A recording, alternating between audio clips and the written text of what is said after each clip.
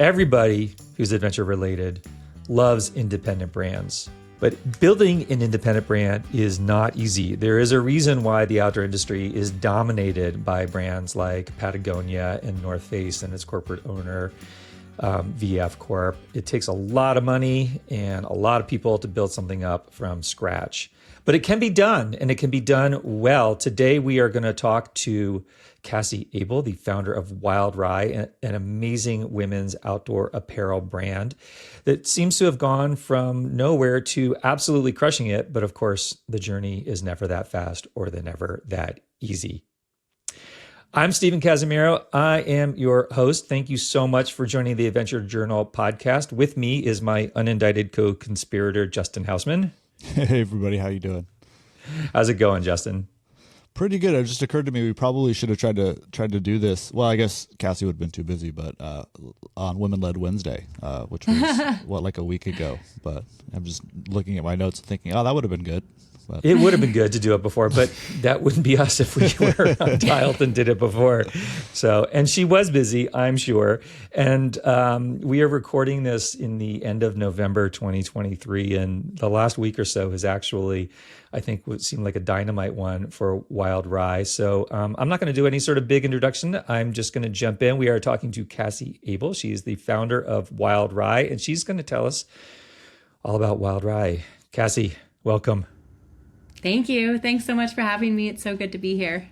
I'm so excited to have you. I've known Cassie for at least a decade, maybe longer. And man, I know how hard it is to run a small business. So from the outside, it looks easy, but I know it seems like a fast 7 or so years that Wild Rye has just become a really big presence and I think an important voice. Cassie's voice is really important in the outdoor space, advocating for women. And but it's probably been the longest 7 years of your life. So let's just jump in by give us a bit of your backstory and tell us how Wild Rye came about, and we'll just go from there.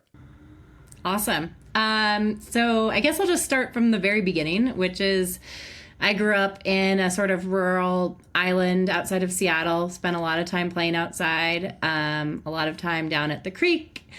I also played every team sport under the sun my whole childhood, played lacrosse through college. When I graduated from college, I went straight into investment banking. And that was, very quickly realized that wasn't for me.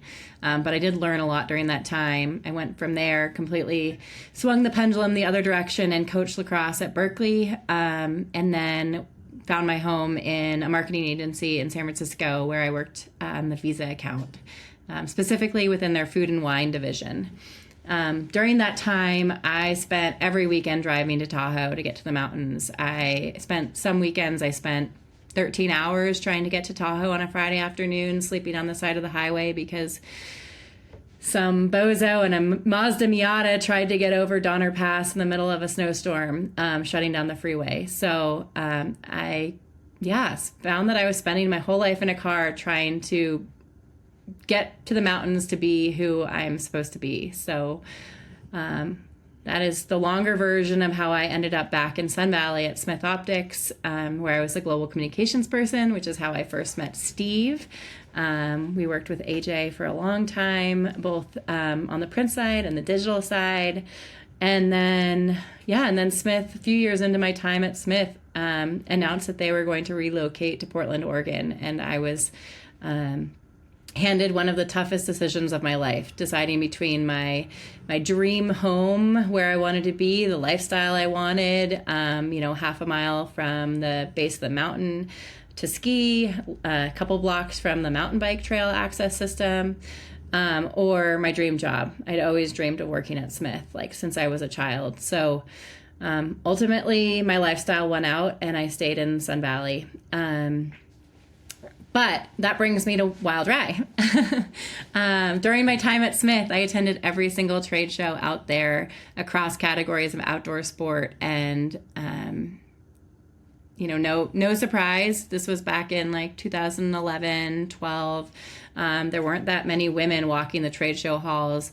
There definitely wasn't much innovation on the women's side when it came to product. And there were a few industries where this was a really stark reality. Interbike was definitely the most drastic view of that. Interbike was in Vegas at the time. They still had scantily clad booth girls trying to usher more men of the bike industry into brand booths.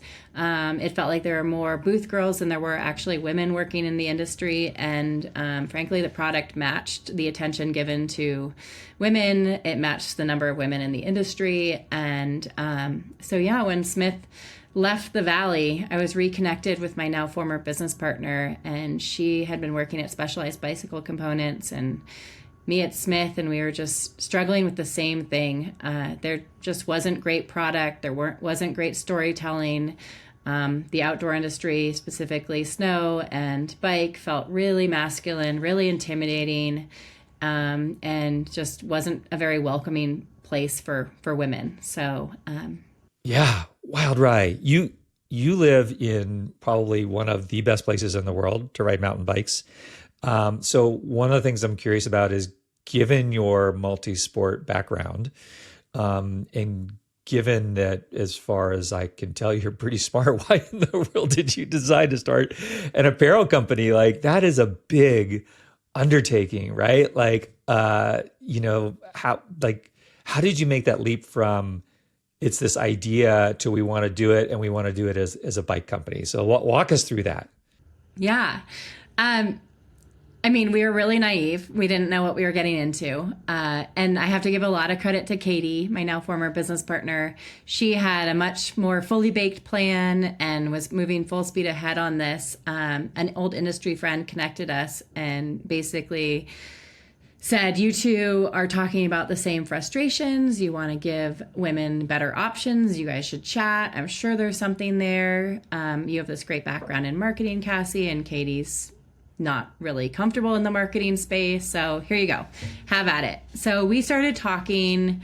I can't remember the exact details, but we spoke a few times on the phone, I guess. It was before Zoom was really a thing. I don't remember video chatting too much.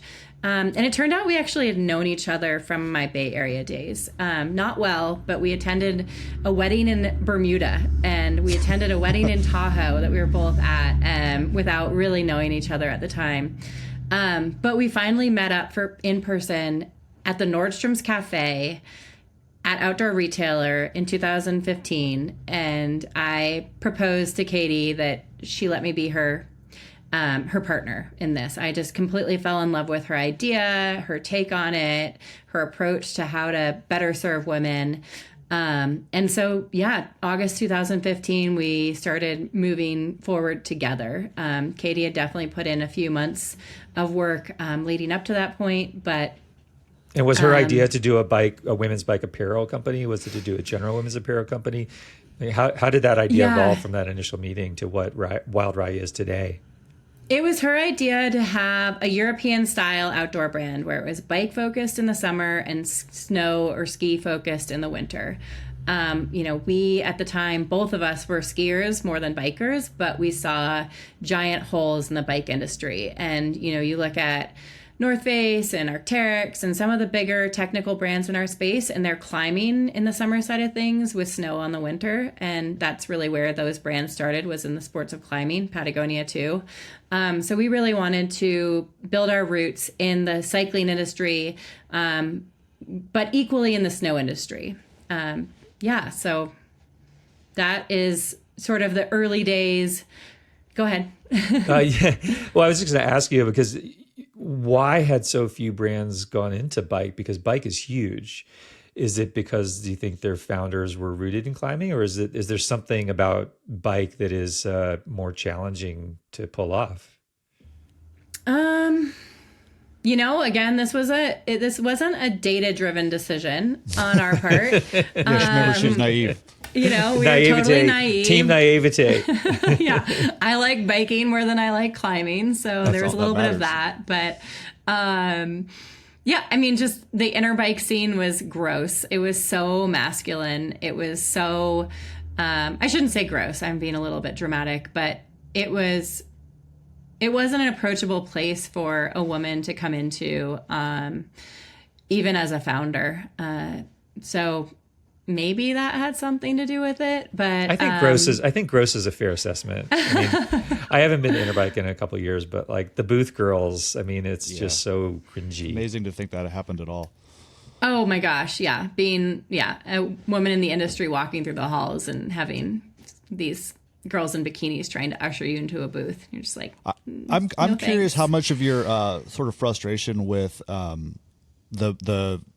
was your frustration more like rooted in not being able to get the products that you wanted, or was it more just not seeing the representation that you wanted to see in the industry? Both equally. Yeah. Katie and I talked a lot about, obviously product suffered, and I have photos of me wearing product that was either sent to me or that I purchased during my Smith days that, I mean, I'm a tall, very athletic human being. I'm not the skinniest person out there, but I could barely squeeze into extra large size bike shorts because the bike industry was so tailored towards that extra small female consumer.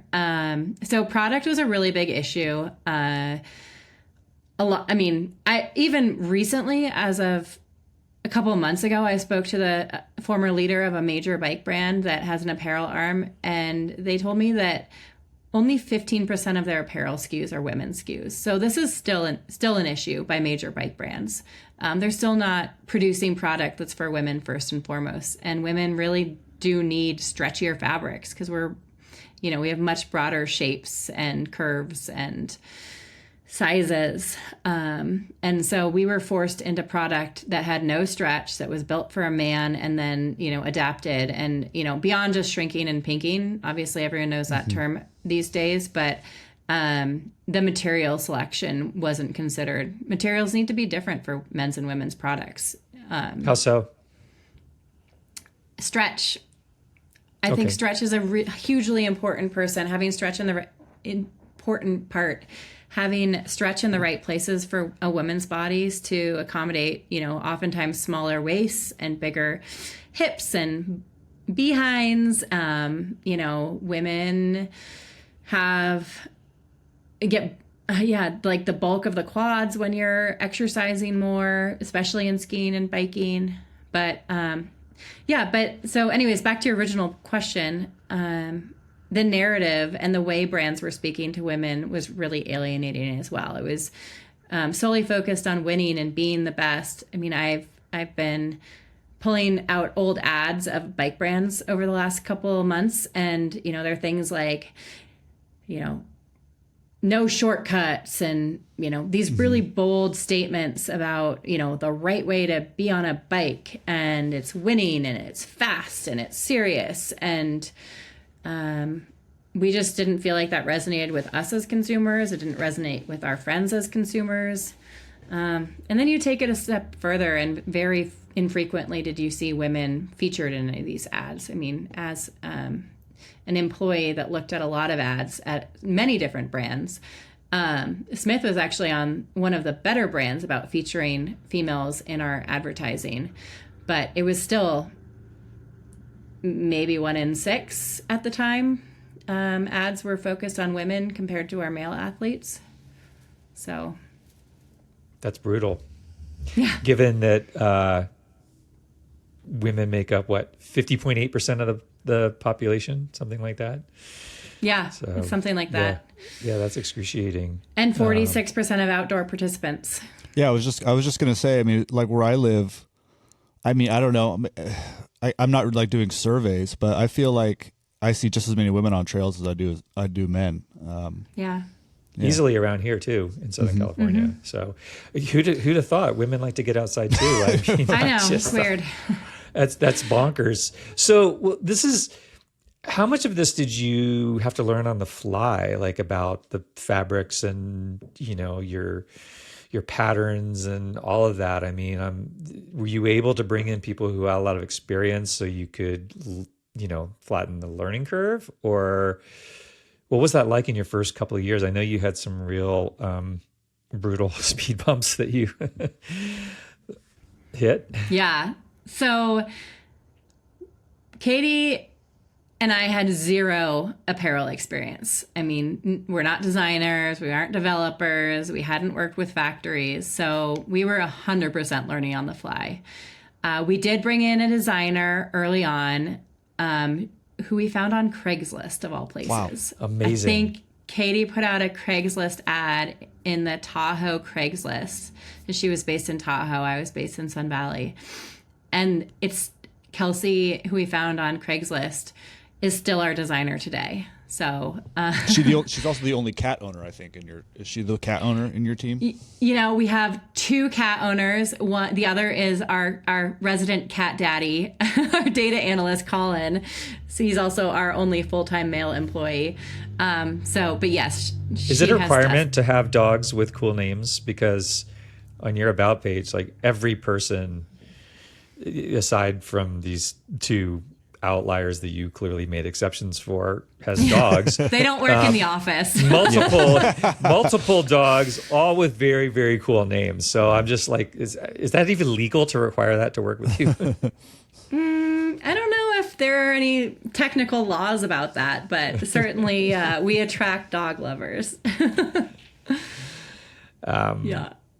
So I can't remember what we were talking about. I think I was about to dive into all the trials and tribulations. I'm sorry, we keep interrupting. I told you we were going to have a normal conversation, which means that is interrupting. Is there a term for man interrupting that's like the equivalent of mansplaining? Because that's what we keep doing. I'm sorry. No. I'm always happy to be interrupted to talk about dogs for sure. So. But I was about to pull back the curtain on all the gnarly stuff that happened in the early days. So go for it. So Katie and I are anxiously awaiting our final bulk production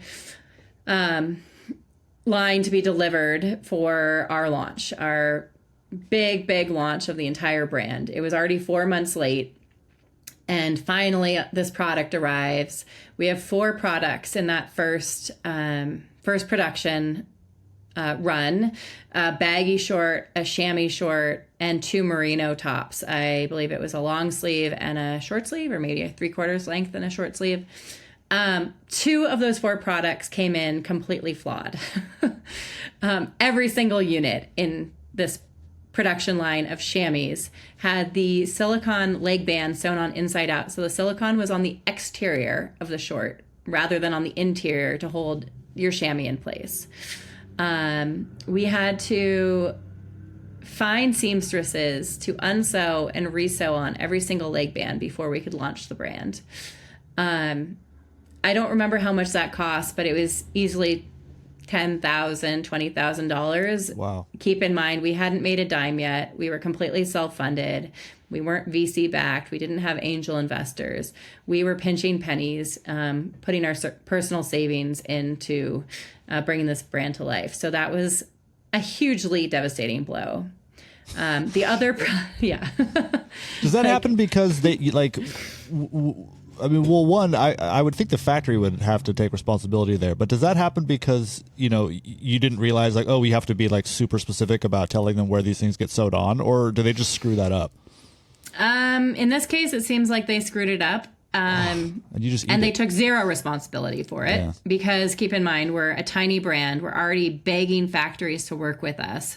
We don't have quantity of units. We're not ordering massive quantities of units. So these factories have no incentive to work with us other than, us telling them our story and how big we want to be and, what we're trying to accomplish. And from a financial perspective, they don't give a shit about us. You can say it until we're adults. Yeah, okay. Well, and they don't you give probably, a fuck. I remember when we were trying to figure out our printer for the first time, and we ended up having disasters with our initial printer, absolute disasters, and they would not take responsibility. But despite having been in publishing for my whole career, I had no idea how to pick a printer or how to find a good printer. I mean, do I go on Yelp? Is there a Yelp for Chinese factories? Or,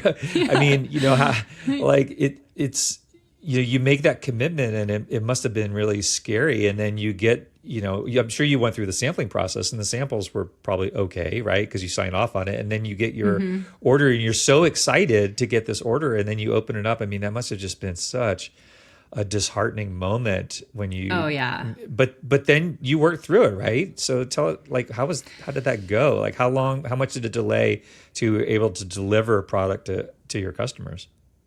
So that was one of the product issues. The other product was a waistband on every single one of our baggy shorts was like an inch out of spec. So, they were an inch bigger flat than they were supposed to, which meant that our medium was fitting like a large, our large was fitting like an extra large. So that we couldn't fix, but we needed to figure out how to message that. With the leg band issue, I believe that production landed in July and we were still able to launch in August. But this is 4 months, maybe 5 months past our initial plan launch date, which was, I think, April. So yeah, we launched in, I believe it was August 9th, 2016. I wonder, do you think you had some runway with, I'm a big believer. I mean, I'm wearing a Filson shirt, which is not like a small company, but I absolutely go out of my way to support small businesses and businesses that I believe in. And I'm a bit more, if I ordered something from like Nike and it was wrong, I'd be mad and I'd never order something again. But if it was, like a smaller brand just starting out, I feel like there's a bit more understanding, and I'm like stoked for you to succeed. So I'll put up with some sort of challenges. I mean, do you think you had some runway there, like with your messaging, that people were probably so excited that you were there and all? They're like, we can wait a few months. We get it. That's fine. Yeah, I mean, luckily we hadn't launched before the leg band issue was discovered, so we just delayed our launch. On the waistband issue, we couldn't do anything to fix it, so we just told people that if they wanted to order a size medium, they should order a size small for it to fit like a medium. But yeah, I think we definitely got more runway.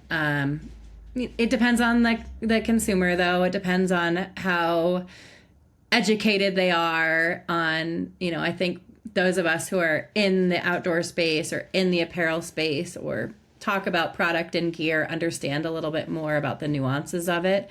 I think the general consumer maybe doesn't always have as much tolerance. They want their shorts and they want them cheaper. Yeah.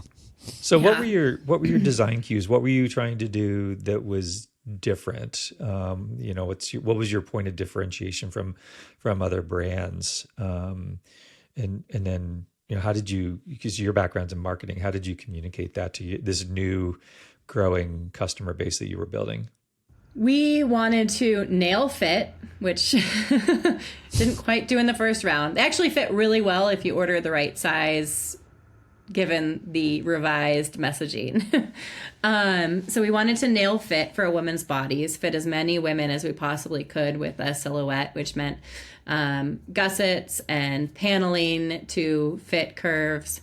We wanted to create highly durable and technical product. We didn't want to create dumbed down product, which we oftentimes saw in the outdoor space where, sort of there's the pinnacle product, but it's only available in men's sizes and men's fit. And then there's like the next tier, you start getting like a colorway available for women.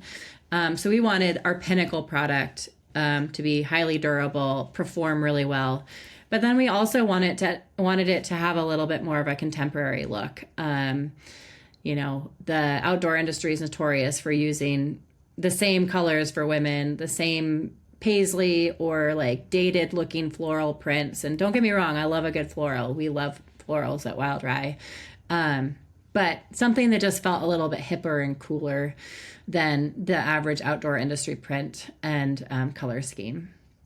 So those were our three pillars: beautiful, technical, and well-fitting. I mean, men want that too. I get so annoyed at most of the color options in technical stuff. I mean, I'm usually attracted to the women's colors more than I am the men's colors, and I get frustrated that I can't order it in my size. So I'm glad to see. Well, we just do go have to some men OR. wearing our shorts. Just saying. Yeah. Really? Really? Yeah, yeah. Cool. I was going to say, just go to OR and count the number of button-up plaid short sleeve shirts that you see. So no shade on those shirts, but well, maybe some shade. We don't, yeah. There's not a lot of white space in that category. No, but I mean, this raises an interesting question about this. There's always been this perceived tension between what's sort of distilled down to function versus fashion, right? And historically, with outdoor apparel, like fashion is it's a horrible word because it's, dear Lord, it's perceived as being less core somehow.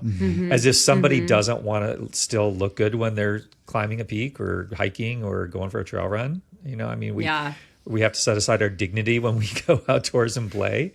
I mean, that's just ridiculous. So one of the things that this Wall Street Journal story from last week, the headline was the Gorp Core backlash, why true adventurers are skiing in jeans and hiking in rompers.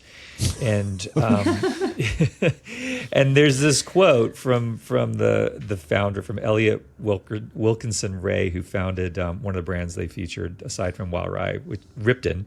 Big fan. Who said there's a real demand to rebel against the recent intensity.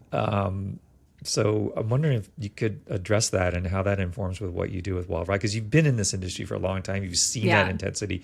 You referenced it with the ads. It's, you know, it becomes kind of ridiculous when you look at it, but then because most people aren't doing that. So tell us about how did Wild Rye come to be in the story? Do you think the story is valid? Like, is there this backlash against Gorp Core? What do people really want from their apparel that they play in?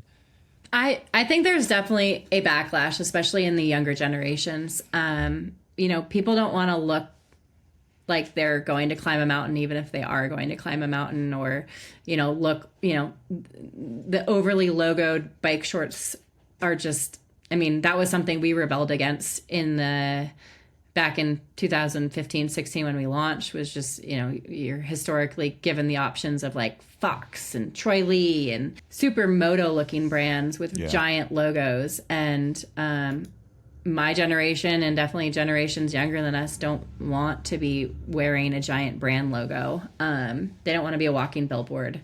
And also I think the overly logoed look makes the wearer feel like there's certain expectations of how they're then going to perform. And some of us just want to go out for a bike ride with our friends and like look good, feel good, eat some snacks, take a couple selfies, get some exercise, catch up on the town gossip. We're not looking to win a race or summit a first ascent or anything like that. And so having the wardrobe or the uniform to match the way we're recreating, I think, has become increasingly more and more important. That's such a good point. I mean, I find that I don't do it often, but I don't even own a road bike, but I do have some like full bibs.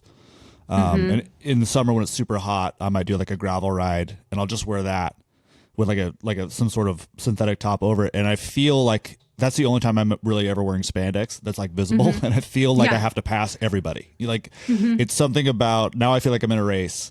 But the rest of the time, I'm a big Ripton fan. I ride in almost nothing but jorts, and it's just You've started wearing shirts when you ride now. You're not. Yes, I've also classically enjoyed riding without a shirt. But it's like even the reactions that you'll get. Not that it's that wild, but from other people on the trail. I find it's a much more like, hey, what's going on vibe if you're just wearing like a long sleeve cotton shirt and like jorts, or a long sleeve wool shirt and jorts, versus a full like spandex kit. Like the whole mindset's different. Interestingly though, like when I put on a pair of bibs, like I said, I don't know if I have any bibs anymore, but I mean they're so purpose built, right? And I don't necessarily feel like I'm going to go faster, or I want to go faster, but I do feel like I'm wearing just what I need to be wearing to go for a long ride. Whereas if I wear baggies, I feel better when I'm getting off the bike, but I don't necessarily feel like I'm better on the bike in terms of enjoyability. So, you know, it's funny to consider these psychological factors, like, and not, you know, even those of us who are older didn't necessarily want to wear a big Fox logo, you know? Yeah. I mean, there's associations with brands that you don't necessarily want to be a part of, and it's nothing to do with Fox, but like when there's a big logo, you by nature are representing, even if you don't want to. Yeah. And I think the choice is the most important thing. I mean, we certainly make spandex because they are purpose built for being on the bike. We have bib shorts. You know, a lot of women will wear those underneath their baggy shorts because it kind of holds you in all the right places. And we have a, you know, really nice Italian sourced women specific chamois pad for your undercarriage. And, you know, no question, like those are certainly very important pieces in your bike collection.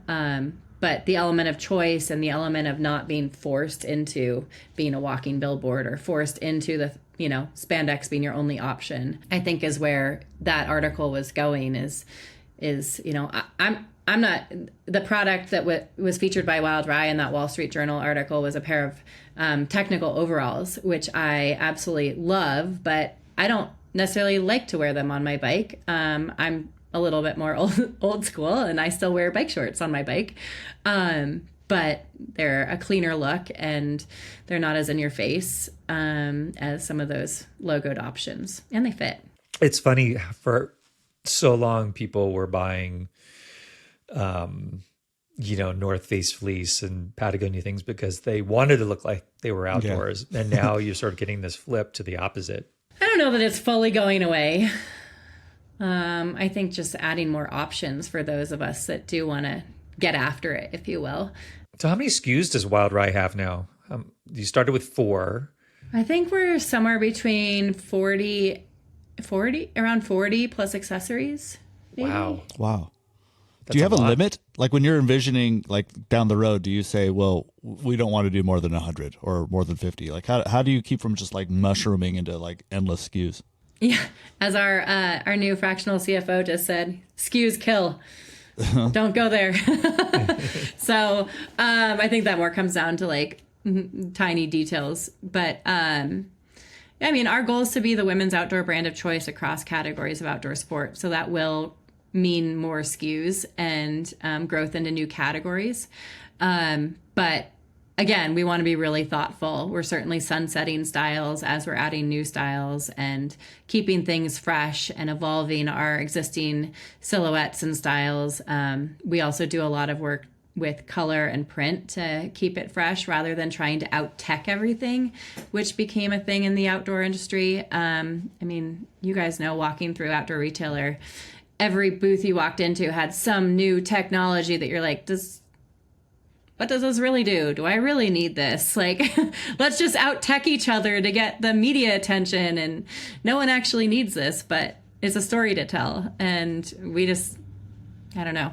We've got great technology and we don't need to be one-upping ourselves and everyone else every year.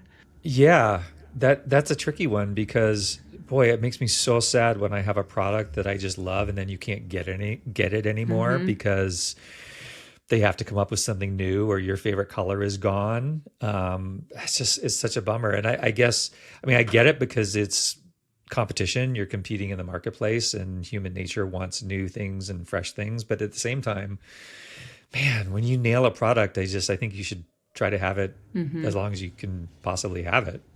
Yeah. Our Friel bike short's been in the line since 2017 with, very minimal changes. I think we've changed the shape of the hem, sort of divot on the side of the short, just to contemporize it a little bit. But otherwise, the fit and the fabric and just about everything else, other than evolving colorways and keeping things fresh that way. Right. Still our That's cool. hero product. Yes. Amen for hero products. Well, we're going to take a quick break. And when we come back, we're going to talk about Cassie's initiative around Women-Led Wednesday and what that's all about. We'll catch you in a sec. You love adventure, we love adventure, and that is why we created Adventure Journal in print. It is the gift that we've made for ourselves and for our friends and hopefully for you that is analog, that gets away from screens, that gives you some of the most interesting, deepest, and thoughtful stories from some of the best writers and photographers working in the outdoor space. We do 4 a year. You get free shipping and a deep discount. It's $60 to have this absolutely beautiful, no batteries necessary celebration of adventure in your mailbox. Get it at adventure-journal.com. I am drinking, it's gotten cold now because we're halfway through the show. I am drinking Long Weekend Coffee. We launched Long Weekend Coffee earlier this year to bring you and us blends that are not fussy, that will take any kind of brew method that we like, whether it's at home, in a cabin, on the tailgate of a truck, doesn't matter. We have 4 blends. We have dark, medium, espresso roast, and a decaf. I think they're pretty amazing. I guarantee you will like them. Check us out at longweekend.coffee. Welcome back. We are talking to Cassie Abel, who is the founder, and I don't know the various titles you have, CEO, Chief Kahuna, El Presidente of Wild Rye, which makes amazing women's technical apparel for bike and snow, and hint soon to be new categories, it sounds like.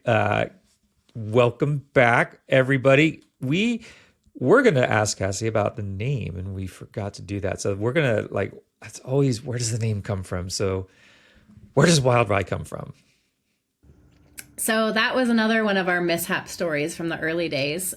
We launched under a different name, and within a week of launch, we had a cease and desist order in our inbox from a major brand. It was probably the kindest cease and desist order we could have ever gotten as a small brand. So I have no qualms with this other company, but we were given about a week, not by them, but we had a week to change our name before we had to submit our trims for the next season.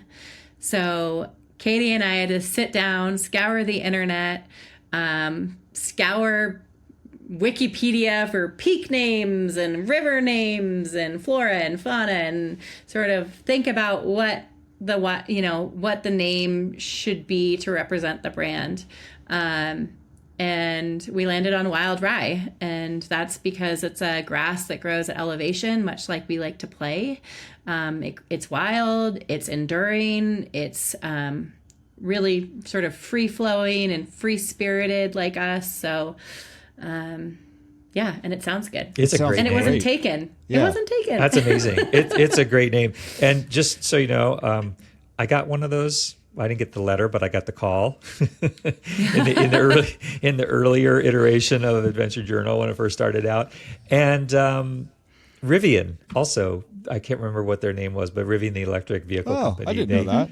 They same kind of thing. They were launching, and they got the knock knock, we're lawyers, and then I think that they made up a word. They were near Indian River, Florida, I think is where they were based. And so they made up a word. So I'll tell you, we just launched Long Weekend Coffee this year, and Justin knows, he was a part of the brainstorming around the naming. And then you think you've got a couple really good names, and then you go on to the U.S. Patent Office, the search site for trademarks, and you go to the state and you look for the URLs and you look for the social handles. And then you start to understand why there's so many nonsense names out there for companies. Yeah. Yeah, trying to find anything that wasn't taken and finding the right levels of how things are taken is mind-blowing. Yeah. But then you end up with, I think Wild Rye is so perfectly represents what you guys are doing. It's very evocative, but still broad enough that you can apply your own value. It's a much better name. Everything happens for a reason. I'm a firm believer in that. All the product mishaps, it happened for a reason. We learned a lot. We know how to communicate better with factories as a result. But yeah, I 100% agree. I love our name. So I feel grateful to the powers that be out there that made us change our name. Well, let's talk about values. Wild Rye, you are a B Corp. You are a member of 1% for the Planet. You are certified climate carbon neutral. Those are huge commitments. And as I've learned over the years, trying to, you come in with this idea of we're going to do best practices, sustainability, environmental, all across the board. We do everything that we can. And then, the market, and your margins often will tell you something else. So what has been most important to you in Wild Rye, and whether it's within those 3 certifications or something else? Where do you live your values through the brand? Yeah. To me, our number one most important value is serving the needs of women. Women in the outdoors, women, fellow women in business, women as human beings. So I've always viewed the sustainability part of our value system as just expected. It's not something we toot our horn about a lot. It's what I believe should be baseline for every brand in the outdoor industry. That said, on the certification side, I'm still trying to feel my way through which combination of certifications are best for us, like what we should hang our hat on. Unwaveringly, we are B Corp certified. We are socially driven. We are sustainably driven. We're people driven. That is no question the brand that we want to be. When it comes to climate neutral and 1% for the planet, I think they're amazing, but they're really expensive. And we have other priorities in addition to the environment, not replacing our sustainability, but in addition. And as a small brand, trying to allocate our resources in a way that can be most impactful is something that we think about a lot. So, for example, in the wake of Roe v. Wade being overturned, we raised about $20,000 for Planned Parenthood and local abortion funds and women's reproductive health care services that doesn't fall under 1% for the planet and didn't contribute to our climate neutrality. And that was a tough year for us to try to figure out how to stay 1% for the planet certified and give a huge chunk of money to these women's organizations. And so, they may not all be right for us in the long term.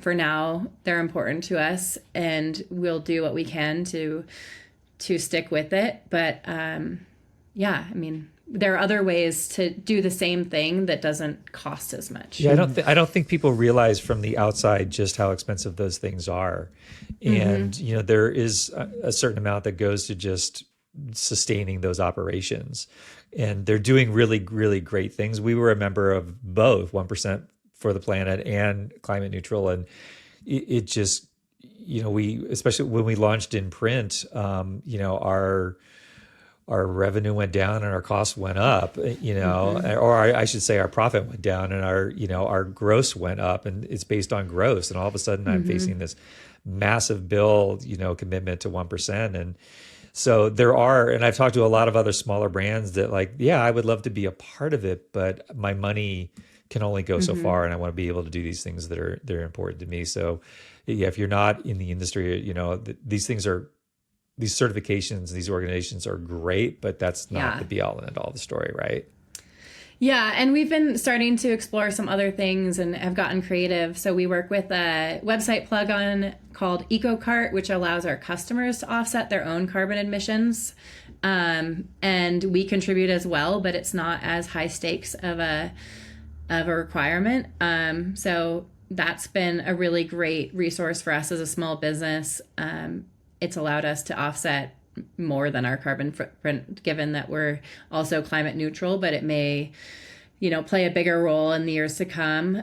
We've also launched a peer-to-peer reselling platform through an organization called Treat, and they've made it really easy for small businesses to participate in that secondhand market. And so there are so many other things that a small brand can do to be gentler on the planet, or contribute to sustainability efforts that don't come with big price tags or big branding. Where do you see the values in your product?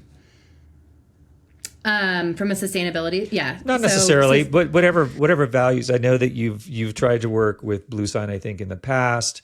So these are in some ways externally focused, right? So, but I know that you're really committed to better serving women and also environmental within the product itself. And that's something I think that you can, it's more tangible maybe in some ways to a customer. Yeah.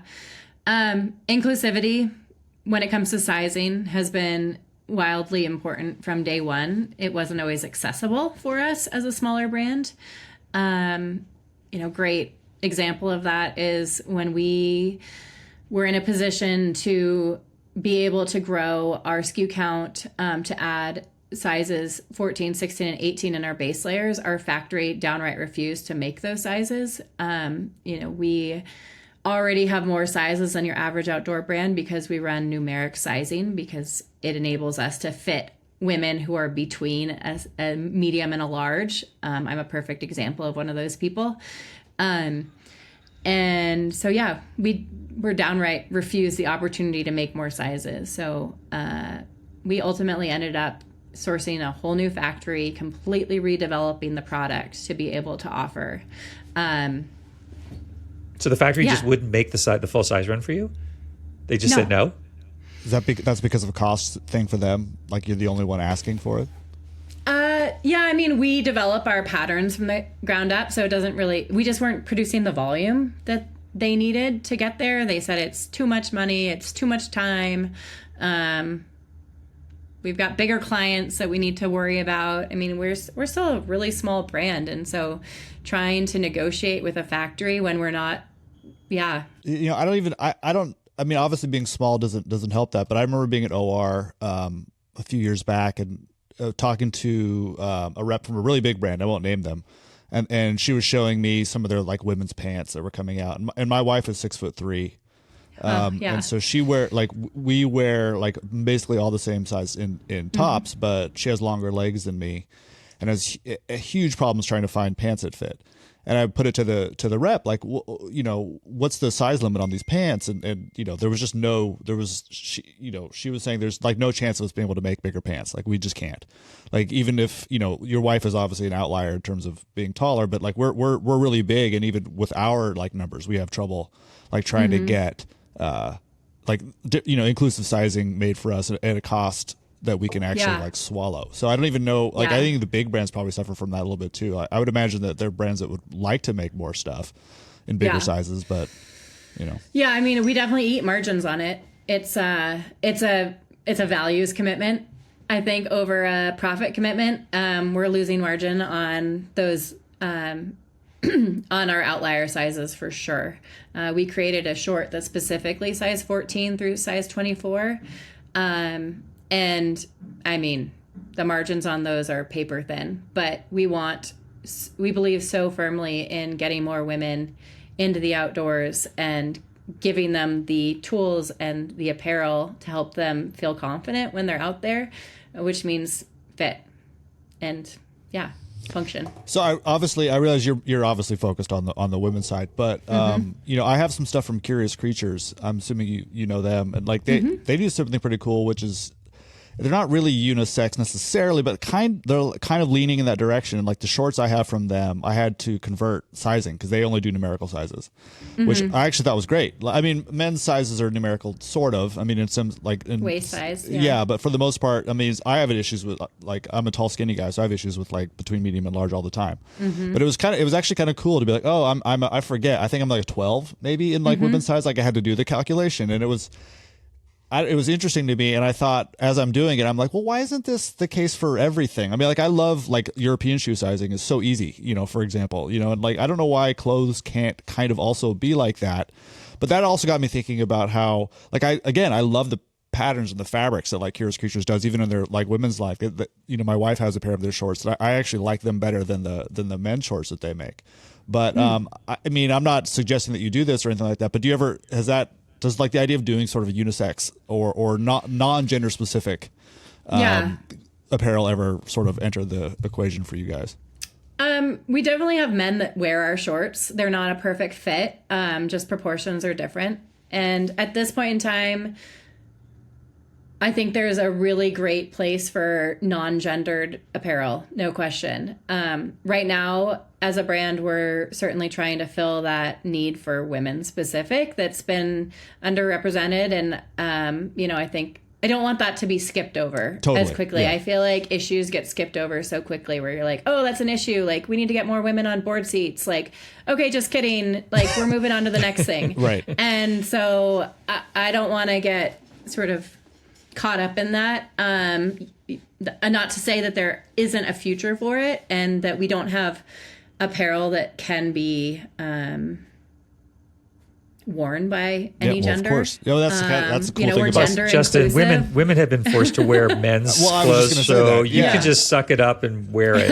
I do. My I actually husband I know wears you. I it. know you Yeah. do, but like, just Yeah. Yeah. anything goes, man. But it's funny, you get into the opposite problem. Not that it's a problem really, but like where I'll love I'll love a colorway and like I can't get it in my size like a lot of times, if because it's in the like a women's line. So Invariably, when I go to OR and I fall in love with a pair of shoes, hiking shoes, always. invariably, Always. it's always women's. Yeah. Always women's. And I have such a narrow foot. I should just get them. I don't know why I Go try to for force it. myself into, like the women, this is the thing. Joni, my wife and I talk about this all the time. I mean, different pressures, expectations around dress for men and women, but like you have so many more choices. What do we have? We have shirts and pants.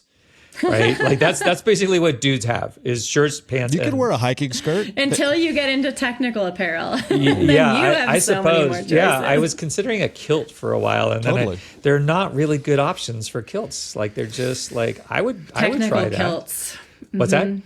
I said technical kilts. Technical. Yeah. I mean, there's utila kilt, but then you look like you're a Scottish plumber or something. There's a DHL delivery driver in my town. He's incredible, and I actually have thought about trying to. I want to order something from DHL specifically so that he will deliver it to us. He's the only one I ever see in town, but he wears this incredible black kilt and like these giant like combat boots, and he looks like he's gonna finish his shift and then like go right to some like dive bar and play bass for some like death metal band. But it's just awesome. And I always see this guy in his kilt, and I think I'd love. That's probably so comfortable. Love I that. bet it's great. So you referenced some perhaps new categories, and I know that you're looking at growth. We were chatting earlier. I think you mentioned something about you're in a fundraising mode. So tell us a little bit about that. And I've always done it bootstrap. We've never had any kind of infusion in capital, and that would just scare the bejesus out of me. So like, how's that going, and what's it like? I mean, I've chatted with many other founders, and once you get on the fundraising hamster wheel, you're on it for forever. So I'm on it. But yeah, we're fundraising to expand our product line right now. I mentioned this earlier, but our mission is to be the women's outdoor brand of choice across categories of outdoor sport. So, I don't want to directly reference other brands, but I will look at Patagonia and but just focusing on the women's side of sports for women, or another brand that covers a large quantity or what am I trying to say? A number of categories of outdoor sport. So we're fundraising for that growth, and I've just tapped out my ability to self-fund. Producing apparel is wildly expensive. My house is fully leveraged. I'm lucky to own a house to be able to leverage a house and get a line of credit through my house. But I can't personally guarantee beyond where we are right now. Does that involve? I mean, when you're soliciting outside funds like that, I mean, is there a point at which you're walking a tightrope between? Does changing your values at some point start to play into account here? Does new voices coming into your business start to play in? Like, how does that work? So I was really conscious to become B Corp certified before starting to fundraise for the first time, because I wanted to point to that logo and be able to tell an investor that if you don't align with our values, you're not a fit. And so we've been really lucky that we have brought on investors that understand B Corp or are willing to understand B Corp and understand that socially, environmentally, people focus is a really important part of our brand, in addition to ultimately bringing in good profits. So that is something that I have tiptoed towards when starting to think about fundraising. But yeah, I mean, there is that concern. I'd love to have a majority female cap table. We're definitely not. I I'd have to think about it. We have a lot of women on our cap table, and that's rare. It's really rare, given that the VC landscape and sort of the finance investing landscape is predominantly male. So, are there special challenges as a woman-led owned business, and and money is amoral and agender, and like, as you go looking for partners there, are you looking specifically for women that can help, and if you are looking at men too, like how does that affect how you think about the brand? Does it change or dilute your brand in any way if you're taking money, or can you find partners that are fully supportive and don't change how you think about it? Yeah, I mean, I think it's just values aligned people first and foremost. I'd love to have as many women be a part of this journey. And I think women are naturally drawn to what we're doing because we serve women. The men who have come on, I think, are, forward thinking and understand or have a woman in their life who's active and outdoorsy and frustrated in the same way that I've been. And then we have a few men in our cap table that are just really good business people and understand that women control 85% of discretionary spending. Like, it's just good business to invest in brands that serve women. But women are woefully underrepresented in the outdoor space, right? Yeah. In this fundraising effort, I started digging pretty deep for some statistics, but my fundraising pitch opens with some really poignant stats that include, women are 46% of outdoor recreators, outdoor participants, but we're only at the helm of 16% of outdoor brands and 4% of cycling brands. So, the ultimate decision maker at all of these outdoor and cycling brands are men. So when a product's on the chopping block or a program's on the chopping block and it gets brought all the way up the line, that ultimate decision maker is a man. Wow. That's just astounding to me, those numbers. Not surprising that that women's stuff is going to be the first to cut out when men are making the decision. On your Women-Led Wednesday website, you had some statistics that also blew me away. For Standard & Poor's companies, i.e., really big ones, women are only 25% of executive and senior level positions, 20% of board seats, and 6% of CEOs, which actually mirrors kind of what you're seeing there in the bike industry. Mm-hmm. And this is just so sad. In 2015, there were more CEOs of Standard & Poor's companies named John than there were women of any name at all. Mm-hmm. That stat, I mean, it's updated since then. I think it's now like James and Mark. They're like, there are more James and Marks than there are women of any name. But that stat continues to be held true in some generic men's name where there are more CEOs named Bob than women. It's mind blowing. That's why I named my daughters. My daughters' names are James and Mark because I read that. I read that same study. But here's the thing. They'll be CEOs any day now. But here's the thing. I'm also cribbing from your notes. So, which are that in 2015, McKinsey & Company, which is probably a giant consulting company that that nobody knows about, that makes tons and tons of money, found that businesses that were more gender diverse outperformed non-gender diverse businesses by about 15%. That was 8 years ago in 2015. 5 years later in 2020, they found that the percentage had increased to 25%. So gender diversity we know this intuitively, but now we also know it statistically, empirically, that it's businesses are better when more people of different kinds are involved. Yeah, definitely. And I mean, those stats are the reason for starting Women-Led Wednesday. It was, it was like the hot button issue. Like, how do we get more women on C-suites and on Fortune 500 boards? That was 2018 that it was all the buzz. And, yet we weren't doing anything on the consumer level to support brands that were already led by women, bringing these women-led brands up the ranks, because these brands that are already led by women, they're going to bring other women up the ranks with them and give them the tools and the experience to then move into leadership roles at bigger companies and or grow their existing company to a more prominent brand size. I have a question from Team Naive. Myself, I've never started a business. And I've always wondered this sort of thing when people are talking about growth and expansion and things like that. I mean, obviously you have the stated goal of being like a sort of a tentpole, like women's company. Mm-hmm. But is there an avenue for Wild Rye to just kind of cruise along, making like a really good women's mountain bike products and not like expanding a ton? Like, I always wonder where small businesses decide to sort of orient themselves. Can you just could you be successful just as a pretty small business without that sort of broader aim? I'm sure we could.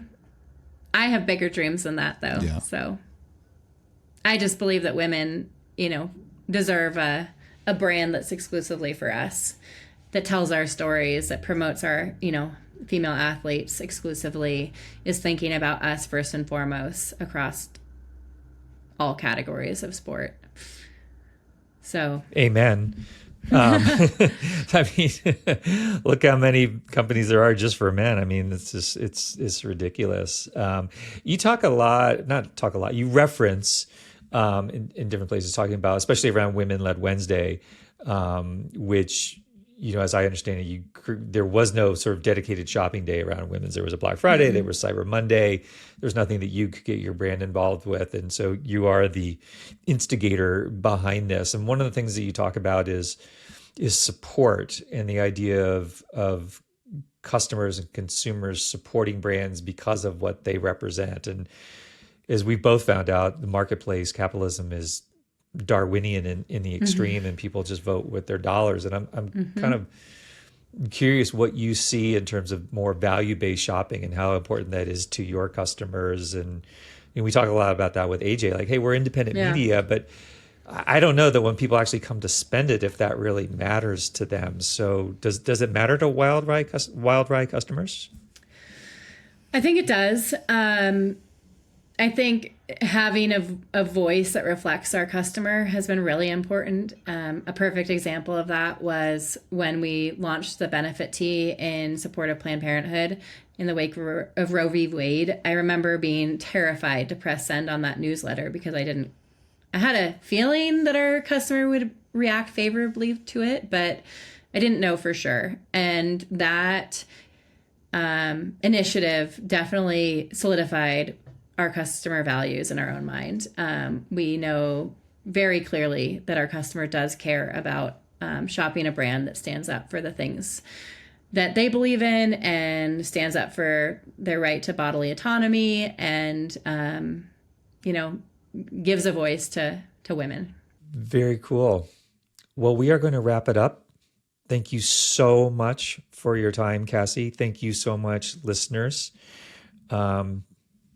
Anything that we've overlooked here that we want to touch on? Cassie, Justin? I'm just excited. I'm excited to try on some of these Wild Rye shorts if there's other dudes out there doing it. Yeah, let's get you some. I'm just excited. Well, I'm so jazzed. I mean, hopefully this doesn't sound patronizing. I'm so proud of you. No, not at all. No, it's like I can't even imagine what it's like to, the kind of leverage that you have to do to pay for fabric, right? To make these kind of commitments. And, just a few years ago, I just think about the different kind of like your relationship at Smith and how your time there and that, and to go from that to this. And, we're nowhere near as capital intensive, AJ, isn't as what you've built with Wild Rye. And we're still struggling on a daily basis to convince people why they should spend, why $20 for a magazine is a good value. It's worth it. It's just hard. And so, to have known you for so long and to see what you've built and know like how passionate you are about this, it's just, I'm really inspired by it, and I think it's really cool, and I think it's amazing to see it succeed. And there are a lot of businesses that are they're just about the bottom line, and that's so clearly never been what you're about and what Wild Rye is about. And so it's going to be rad to see where you go as you get this funding and as you start to go to the next level of your vision. I can't wait for you. Thank you. It's so great to have just an amazing support system industry-wide. So I feel really fortunate to be in this industry and to be surrounded by people like you guys. And just feeling fully embraced by the industry. When we launched, we weren't quite sure how the industry would receive us, because we were kind of trying to turn the industry on its head a little bit and call the industry out and push the industry as a whole to do better for women. Which I think we've done, and a lot of brands have really improved in the last 7-8 years, which is exactly what we want to see. Yeah, that's awesome. And I'm also personally, I'm just encouraged to see that you now hire cat people, because animal diversity also makes for companies that are better in business. So just we for what that's worth. Whiskey, Tango, and Foxtrot. Nice. They live in Seattle, and Dusty lives in Encinitas. Okay. So not far from you. Well, our backbone is Amy Wong, our calico. So like she runs this place. Of course, Justin's household is still pet free, but I'm sure with 2 little girls, it's only a matter of time. No, I will have to move to another house if that happens, but we'll see. Oh, I don't know. Little kids and dogs. It's a small house. Every day I wake up praying it's not the day where the girl asks for the dog, because I am just violently allergic to any animal with hair. So, but oh no, I don't know. I have a tent Goldfish? in the backyard. I can move out there. Iguana? Yeah, maybe. I don't know. I'll probably just end up having to wear some sort of scuba mask in my house all the time. The boy in the bubble. Yeah. All right. Seriously. Thank you, everybody. You can use the Google or the DuckDuckGo to find Wild Rye. You can use it for Adventure Journal. You can find us at adventure-journal.com. If you love this conversation, which I'm sure you did because Cassie Abel and Wild Rye, then you will find more amazing people and stories in our print quarterly, which you can get at subscribe-to-aj.com. We would appreciate the follows, the likes, the reviews, all that other sort of good stuff, and we will catch you next time.